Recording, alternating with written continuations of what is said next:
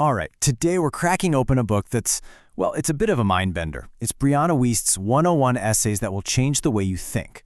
We're going to pull out some of the most powerful ideas from it, the ones that really get you questioning how you see, yourself and the world around you. So yeah, let's jump right in. Okay, let me ask you something and be honest with yourself. Does this sound familiar? You're living a life that on paper looks pretty great. You've got the job, the right apartment, a decent social life, all the boxes are checked. But then, when things get quiet, when you're by yourself, there's this little nagging feeling, right? Like a quiet disconnect, a sense that something just isn't right. Well, here's the first big and kind of relieving idea from Wiest's book. That feeling? It doesn't mean something's wrong with you. Not at all. It's actually a signal. It's your inner self trying to tell you that you're playing a game by a set of rules that you never actually agreed to. And maybe, just maybe, you don't even want to win the prize. So that begs the question, right? Where do these invisible rules even come from? Well, the book has a name for this whole phenomenon, and that's what we're going to dive into first, unpacking something called the monoculture. Think of the monoculture as the background music of our society. It's always playing, but we've heard it so often we don't even notice it anymore. It's that shared script that tells us what a good life is supposed to look like. You know, the corner office, the white picket fence, getting married by a certain age. It's so deeply ingrained in us that we stop seeing it as just one way to live. We see it as the way, the only reality. And this quote right here, it just nails the cost of living by that script. Remember that inner turmoil, that nagging feeling we talked about at the beginning? That's what this is. It's the friction between who you really are and this idea of a normal life that you've been told you should want, a life that, deep down, might not be for you at all. But here's the twist. It's not just about these big external forces.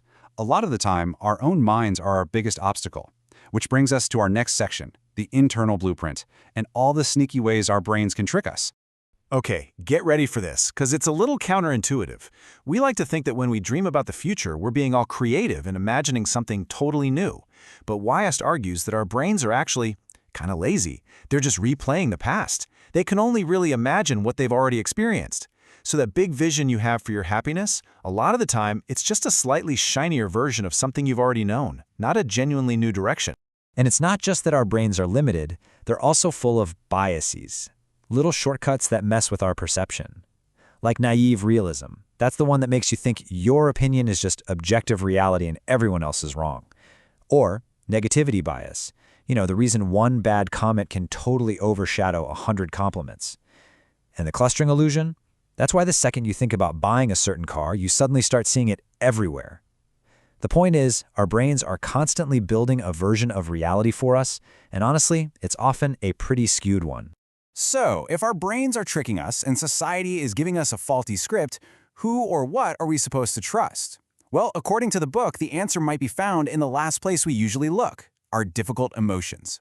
Which leads us to our next big idea, the real purpose of pain. This next point is a real game changer. Think about it, feelings like joy or anger. They're like the weather, right? They come and go. But what about those lasting states like anxiety, depression, or just that heavy feeling of being stuck? Those are more like the climate. They stick around. And the book argues they aren't just random bad feelings. They're symptoms. They're persistent signals telling you that something, somewhere, deep in your life is out of whack. So what are these symptoms trying to tell us? In a word, resistance. Your anxiety? That could just be your mind resisting the natural uncertainty of life. That bone-deep exhaustion you feel? Maybe that's the massive amount of energy it takes to resist becoming the person you're actually meant to be. The takeaway here is that these feelings aren't enemies you need to crush. They're messengers, and you really, really need to listen to what they have to say. Okay, so we've kind of diagnosed the problem, right? We've got the external monoculture and the internal brain tricks. So what do we do about it? How do we actually fix this?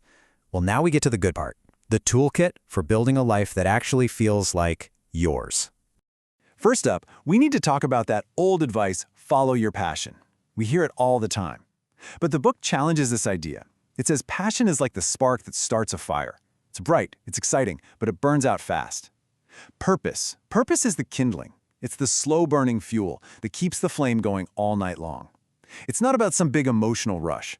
It's about that quiet, steady determination that gets you through the hard stuff.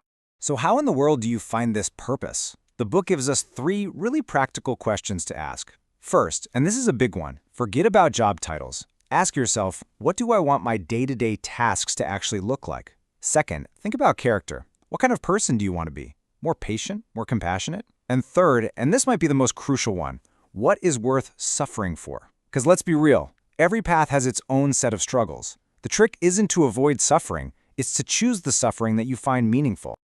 All right. This all builds up to one final, really powerful idea that kind of ties everything together. It's about making a fundamental shift from thinking to doing. You know that feeling of being stuck in your own head? Just turning things over and over and over again. The book has a great term for it. Binge thinking. And it's really just a clever form of avoidance. Real clarity, real change, it doesn't come from finally landing on the perfect magical thought. It comes from taking one small, messy, imperfect step. Because, and this is so important, it is way easier to act your way into a new way of thinking than it is to think your way into a new way of acting. So let's leave you with this final thought, and it's a big one. So many of us feel, chained to the person we thought we were going to be, the plans we made when we were younger. But here's the thing. You don't owe that younger version of you anything. The dreams you had at 18 might feel completely wrong for the person you are at 28 or 38 or 58, and that is more than okay. The only person you have to answer to is the person you are right now. So the only question that truly matters is, what do you want right now?